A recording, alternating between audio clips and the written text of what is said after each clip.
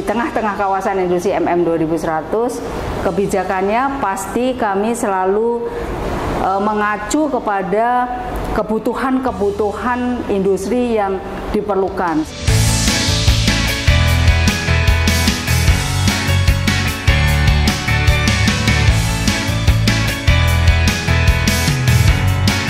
Mobil ini bisa di start hidup dan mati melalui voice. Hidupkan mesin.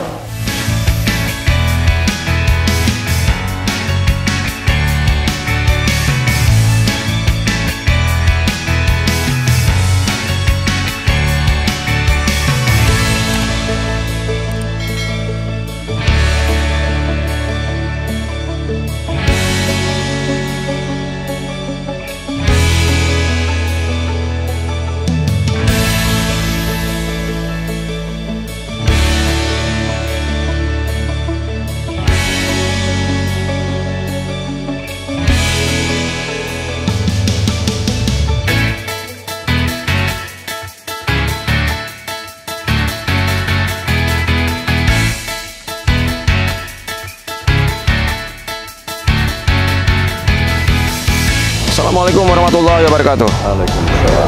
Sahabat Tristan, para pemerhati SMK dan pendidikan vokasi di seluruh Indonesia. Kali ini kita berada di SMK Mitra Industri MM 2100 Jawa Barat di Bekasi.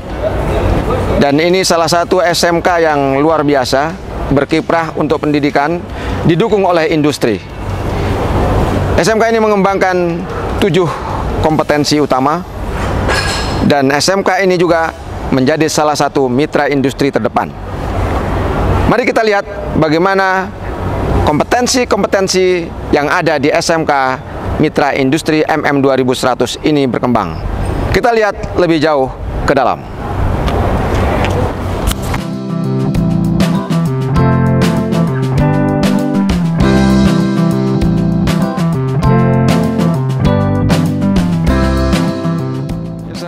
Tristan, para pemerhati SMK dan pendidikan vokasi di seluruh Indonesia.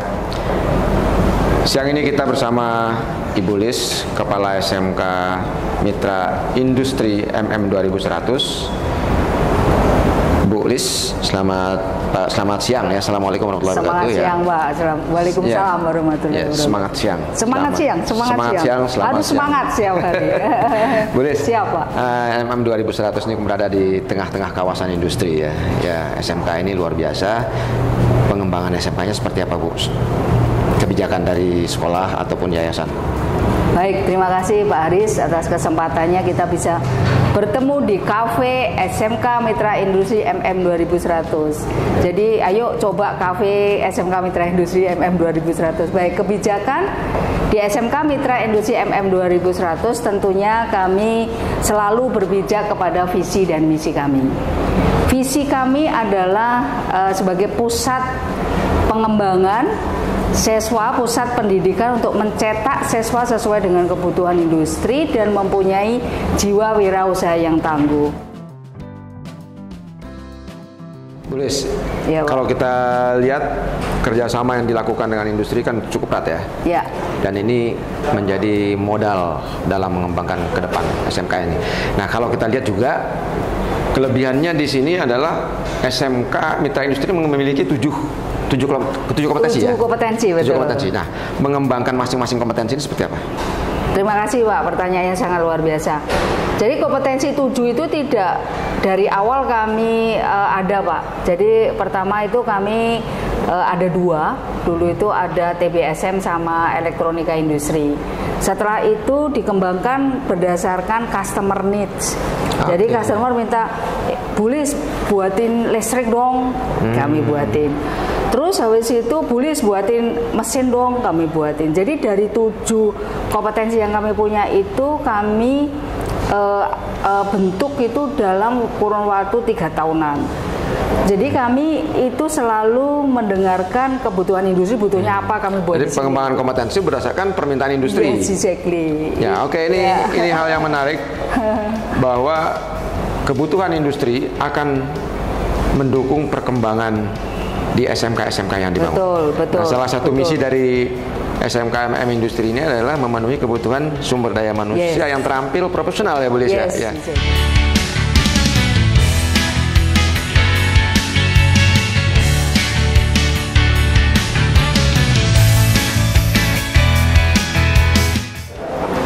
Sahabat Tristan, para pemerhati SMK dan pendidikan vokasi di seluruh Indonesia, kita ditemani oleh Pak Darwoto, Ketua Yayasan Pengelola SMK MM 2100. Kita berada di lab teknik sepeda motor. Pak Dar, Ya, konsep pengembangan labnya itu seperti apa Pak Dar? ya sebenarnya konsep labnya nggak beda jauh lah dengan lab-lab dari sekolah lain. Hanya saja frekuensi prakteknya saja. Jadi setiap hari dalam kurun waktu jam pembelajaran di sini selalu penuh aktivitasnya. Terus yang pertama, terus yang kedua, kita juga memberikan stimulus supaya anak-anak ini mempunyai pemikiran yang out of the box.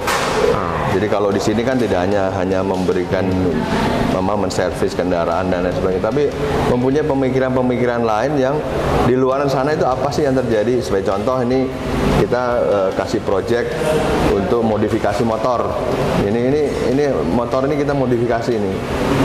Jadi kita belikan alat-alatnya, mereka bersama-sama guru memodifikasi motor ini. Ini motor hasil modifikasi anak-anak? Ya, ini hasil modifikasi anak-anak. Nah Pak Dar, ini kan terus ini waktu hybrid keluar, kita belikan mereka PCX yang hybrid. Kemudian juga ada motor yang gede juga, terus ada motor yang ini kayak model-model rider gitu. Terus kemudian juga ada motor ini juga kita taruh di sini. Pak Dar, ini kalau kita lihat kan peralatan praktek mereka ini baru ya, baru semua. Apakah setiap ada teknologi baru langsung mereka perkenalkan? Ya, harus itu menjadi tugas yayasan untuk menyiapkan itu. Dan sekarang yang sedang saya kasih stimulus ke mereka adalah kendaraan listrik. Nah, listrik ini dalam kurun waktu 5 tahun akan datang itu sudah menjadi udah booming ya, listrik ini. Jadi kita harus menyongsong ke depan itu teknologi yang akan digunakan apa. Nah itu kita harus sudah mulai. Oke, sahabat Tristan, ini satu metode pembelajaran yang luar biasa di mana anak-anak kita dikenalkan pada high-end teknologi.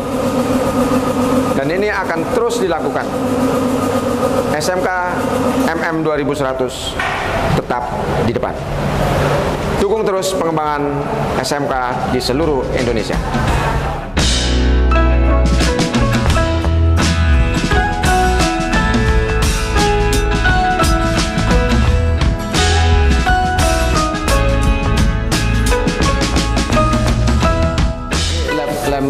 Lab engine, Pak Dar, bagaimana mengatur praktek mereka? Ini kan labnya ada beberapa, termasuk lab engine ini. Ya, jadi kalau di sana model-model kelistrikan, bagaimana mereka mensimulasikan secara terbatas, dan kalau di sini sudah betul-betul praktek dan ada kaitannya dengan engine, dengan mesin ya. Jadi ini kendaraan patroli kawasan ini. Jadi kendaraan patroli kawasan kita serahkan. Ini sekaligus melakukan servis di sini untuk. Iya. Oke. Jadi ini kantor saya, kantor pengelola kawasan kan ada satpam ya. Nah kendaraan patrolnya ini, nah bagaimana untuk servisnya ya udah di sini aja. Oke. Jadi artinya memang harus kita bangun kepercayaan bahwa SMK itu kalau memang dikasih kepercayaan untuk melakukan servis dan pasti bisa. Dan itu dilakukan oleh anak-anak semua. Iya. Oke, kita lihat lab yang lain.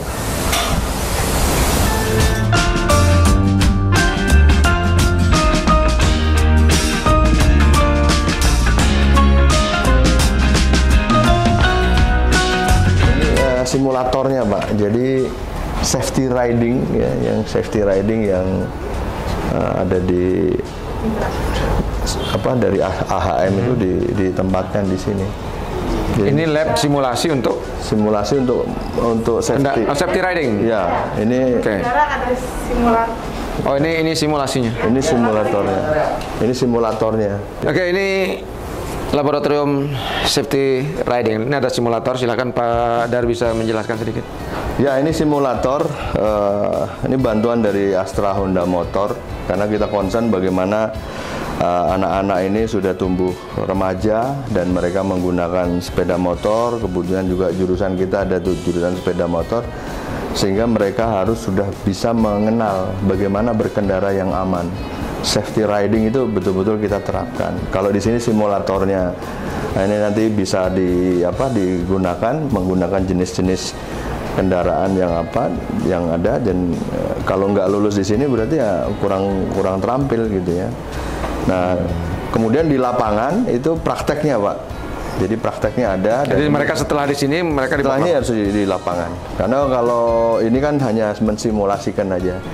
Bagaimana menggunakan alat, kemudian helm, alat-alat keselamatan di dalam berkendara itu. Bahkan ada buku ini ya.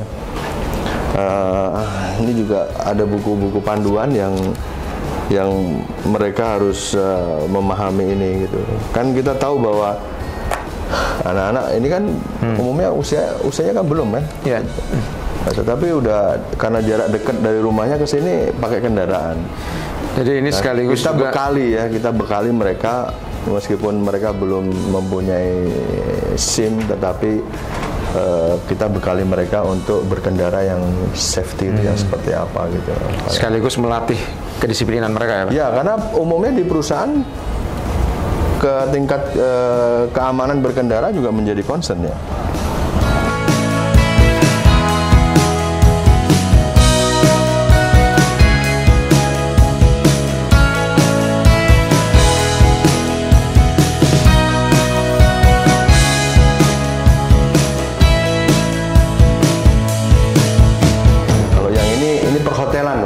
Oh, ini di perhotelan? Kebetulan di kawasan ini saya ada hotel. Jadi ada hotel yang kita kelola. Nah, ini saya benar-benar mempraktekkan seperti yang di Jerman, Pak. Iya, ini saya juga masuk tadi seperti masuk di kawasan industri di Jerman tadi. Iya, jadi ini anak-anak jurusan perhotelan, tetapi mereka sudah mempunyai tempat praktek. Dan nanti mereka ini setelah 1 semester masuk di sini, mereka bisa langsung praktek di hotel kita. Ada hotelnya ya? Ada hotel Asuka namanya. Asuka yang di sini? Asuka yang ada restorannya itu. Jadi kita sarana belajarnya di sini. Kamu kelas berapa? Kelas 12 semua, Pak. Oh, ini 12 semua sudah mau lulus ya? Sudah mau lulus. Nah, ini mereka udah mau lulus. Sudah direkrut? Belum mulai, Pak. Rekrutnya nanti akhir tahun ini. Ini mengawinkan banyak kompetensi di sini. Ini kan kayak melihat table manner, lalu ada apa istilahnya ini? Making bed. Making bed. Ada laundry-nya. Padar, ini kalau kita lihat ini kan SMK MM 2000 ini mengawinkan banyak kompetensi ya, dari perhotelan sampai ke teknologi. Ini ada kesulitan nggak Pak dalam pengelolaannya? Sebenarnya kesulitan enggak ya, karena apa? Hotel kita ada hotel sendiri, ya kan? Terus kemudian dari sisi teknologi, kompetensi yang dibutuhkan industri, di sini ada 300-an industri. Artinya, kalau kita bicara, kan kadang-kadang bicara bagaimana ini linear apa tidak linear gitu kan. Nah, kalau udah di industri, itu untuk mencari benar-benar yang linear akan sulit. Contoh, TSM, yang diajarin apa? Jadi montir kan? Betul. Ya. Apa semua jadi montir? Kan tidak gitu loh. Begitu dia masuk di industri, bekerja sebagai level operator. Nah, operator apa yang dikerjakan? Ya kalau saya suka mengistilahkan, kalau kerja di industri manufaktur mah operator pencet-pencet tombol doang gitu kan, berdiri nanti ini sekian jam gitu. Nah untuk melatih supaya ini kuat, nah itu di sini kita ajarin. Oke. Nah terus dasar-dasar yang dibutuhkan di industri apa? Budaya industri, 5 nilai tadi itu. Nah sehingga secara teknikal itu kita support seperti apa yang hanya yang dibutuhkan saja yang kita dukung betul, Pak.